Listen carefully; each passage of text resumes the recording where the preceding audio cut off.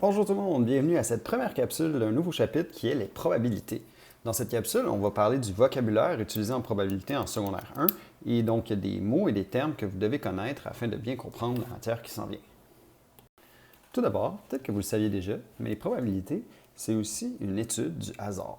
C'est certains calculs ou certaines situations de la vie qu'on essaie de mettre en forme mathématique pour essayer de mieux les comprendre. Donc dans une probabilité, on a ce qu'on appelle une expérience aléatoire.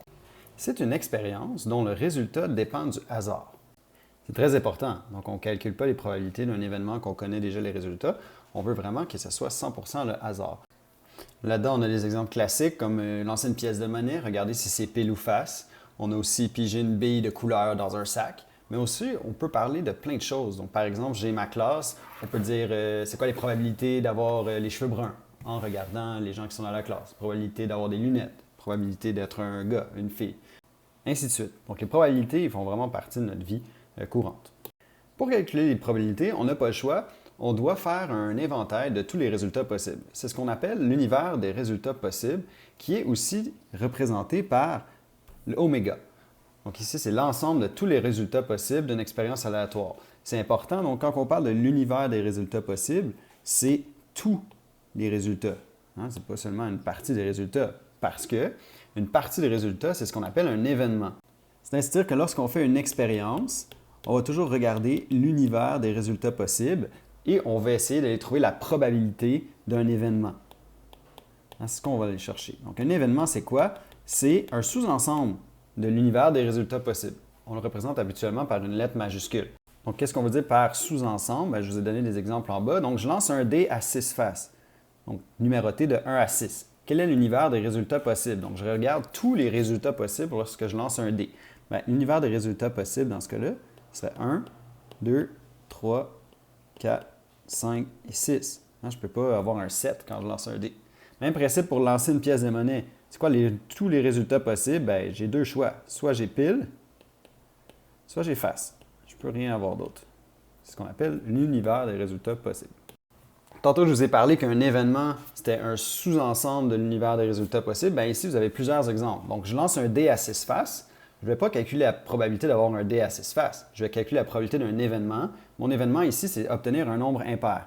Donc, ici, l'univers des résultats possibles, c'est 1, 2, 3, 4, 5 et 6.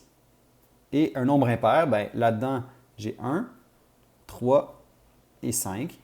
Donc, si je veux avoir les résultats possibles de l'événement, ça serait 1, 3 et 5, que je peux mettre en tacola ici. Donc, c'est un sous-ensemble. C'est tous des nombres qui commencent par mon ensemble, mais ce n'est pas tous les nombres, dépendamment de la condition que j'ai posée au début. Donc, on fait le même principe pour les autres. Donc, lancer un dé à 12 faces. Donc, je peux avoir des nombres de 1, 2, jusqu'à 12. Pas besoin de toujours toutes les écrire. Et obtenir un nombre supérieur à 7. Donc, supérieur à 7, c'est qui n'inclut pas 7. Donc, c'est 8, 9, 10, 11 et 12. Ici, je ne continue pas après. 13, 14, 15, oui, c'est des nombres supérieurs à 7, mais ils ne font pas partie de mon ensemble de l'univers des résultats possibles. Donc, j'arrête vraiment à ce que j'avais ici au départ. Bon, tirer une carte de cœur. Donc, dans un paquet de cartes, on se rappelle qu'on a 52 cartes. Donc, l'univers des résultats possibles, on pourrait mettre les 52 cartes d'un paquet. Ensuite, je me demande, c'est quoi les résultats possibles si je tire une carte de cœur? Carte de cœur, j'ai l'as de cœur, le 2 de cœur, le 3, le 4, le 5, ainsi de suite jusqu'au roi. Donc, les résultats possibles, ça pourrait être l'as, 1, 2, le 3, ainsi de suite jusqu'au roi de cœur. Ensuite, tirer le 5 de trèfle. Bon, même principe, les 52 cartes d'un paquet. Et je peux tirer le 5 de trèfle, je n'ai pas le choix. Les résultats possibles, c'est le 5 de trèfle. J'ai aucun autre choix que je pourrais obtenir là-dedans parce que c'est le 5 que je veux avoir. Et obtenir 6 en lançant un dé à 6 faces, toutes mes possibilités, c'est 1, 2, 3, 4, 5 et 6. Mais je veux le 6, donc le seul résultat possible, ce serait 6. Finalement, on a aussi ce qu'on appelle un événement élémentaire. Un événement élémentaire, c'est un événement qui comporte un seul résultat. Donc, si je peux seulement avoir un seul résultat. Donc ici, ce serait lesquels dans les 5 exemples qu'on avait avant? Bien, si je regarde le premier, lancer un dé à 6 faces, obtenir un nombre impair, on a vu qu'il y avait plusieurs possibilités pour les nombres impairs. Il y avait 1, 3 et 5. Donc ça, ce n'est pas un événement élémentaire. Le B, obtenir un nombre supérieur à 7, même chose, j'ai plusieurs possibilités.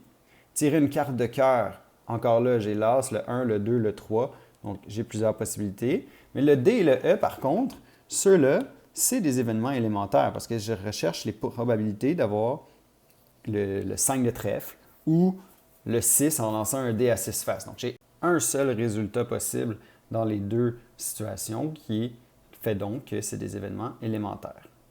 Si vous vous demandez comment on fait pour trouver donc comment un événement est élémentaire, bien, je vous conseille de faire l'univers des résultats possibles et ensuite, à côté, on met les résultats possibles de notre événement. Puis aussitôt qu'on a un événement qui a un seul résultat possible, on sait que c'est un événement élémentaire. Okay?